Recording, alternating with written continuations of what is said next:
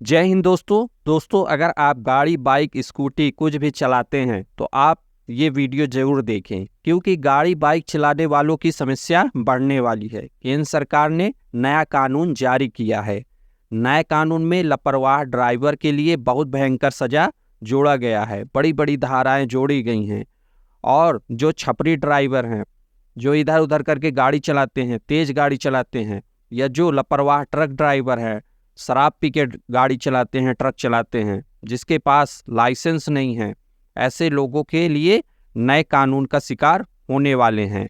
कैसे होने वाले हैं सारी चीज बताता हूँ। इससे पहले आपसे रिक्वेस्ट है कि यदि आप हमारे चैनल को सब्सक्राइब नहीं किए हैं तो सब्सक्राइब कर दें और एक लाइक ज़रूर कर दें, जिससे बहुत ही मोटिवेशन मिलता है और आपके लिए लॉ से जुड़ी हुई अच्छी अच्छी जानकारियां आपके सामने प्रस्तुत करता रहता हूं, जो कभी न कभी आपके लाइफ में काम ज़रूर आएंगी। तो चलिए बिना देरी के जय श्री राम बोल के वीडियो शुरू करते हैं। देखिए दोस्तों, चाहे कोई लड़का हो या लड़की हो, चाहे वो बाइक चला रहा हो, स्कूटी चला रहा है, गाड़ी चला रहा है, अगर उसको लापरवाही से चलाता है, रॉन्ग साइड से चलाता है, इधर उधर करके चलाता है, सड़क पे स्टंट दिखा रहा है, अब ऐसे लोगों की खैर नहीं।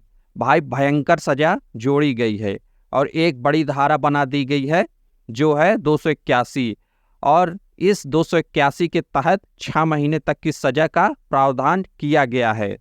लेकिन अगर उसी लापरवाही के दौरान अगर वो किसी को ठोक देता है बाइक से, गाड़ी से, स्कूटी से, और अगर किसी को चोट आ जाती है यानी एक्सीडेंट हो जाता है, तब एक्सीडेंट के लिए एक नई धारा जोड़ दी गई है, वो है 125। और इस 125 के अंदर 3 साल तक की सजा का प्रावधान है और 10,000 तक का जुर्माना भी उसको देना पड़ सकता है।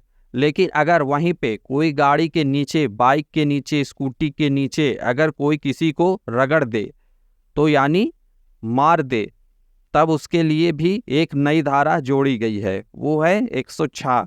और 106 में 2 तरह की सजा बताई गई है। कैसे 2 नियम है इसको आप समझ लीजिए और ध्यान से सुनिए, जिससे कोई डाउट ना रहे। अगर एक्सीडेंट के दौरान कोई व्यक्ति मर जाता है और ड्राइवर अगर सरेंडर कर देगा, तब 5 साल तक की सजा और थाने से जमानत भी मिल जाएगी।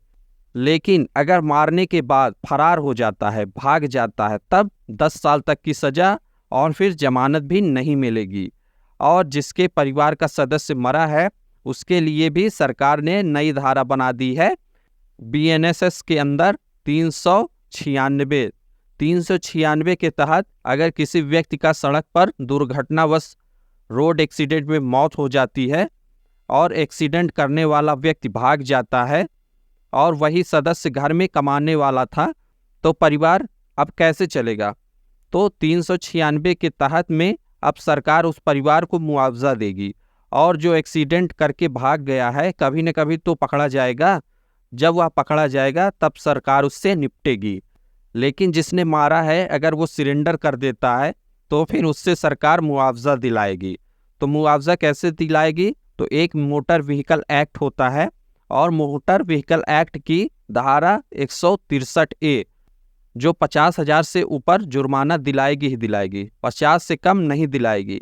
लेकिन अगर वो भाग जाता है, फरार हो जाता है, तो सरकार क्या करेगी, कोर्ट क्या करेगी, सिर्फ उसका 3 महीने तक इंतजार करेगी, 90 दिन तक। और अगर वो 90 दिन तक कोर्ट में हाजिर नहीं हुआ, यानी कि 90 दिन तक अगर उसने सरेंडर नहीं किया, तब कोर्ट क्या कर सकती है, एक तरफा फैसला सुना सकती है कि मुजरिम को ढूंढा जाए, पता किया जाए और उसके ऊपर 10 साल तक की सजा और जुर्माना। यहाँ जुर्माना की कोई क्लियरिटी नहीं दी गई है, वो कोर्ट कंडीशन के हिसाब से देखकर लगाएगी। यहाँ पे आप कमेंट कर सकते हैं आपके मन में क्या है। आप देख ही रहे होंगे जगह जगह ट्रक ड्राइवर चक्का जाम किए हैं, प्रोटेस्ट कर रहे हैं। देखो दोस्तों, कानून बनता है जनता के लिए, ठीक है, और जनता जो चाहती है अगर वो बात सरकार के कानों तक पहुंच जाएगी तो शायद कुछ न कुछ हमें अच्छा देखने को मिल सकता है। तो आप अपना सजेशन कमेंट में दे सकते हैं, क्या ट्रक ड्राइवर जो प्रोटेस्ट कर रहे हैं वो सही है या गलत।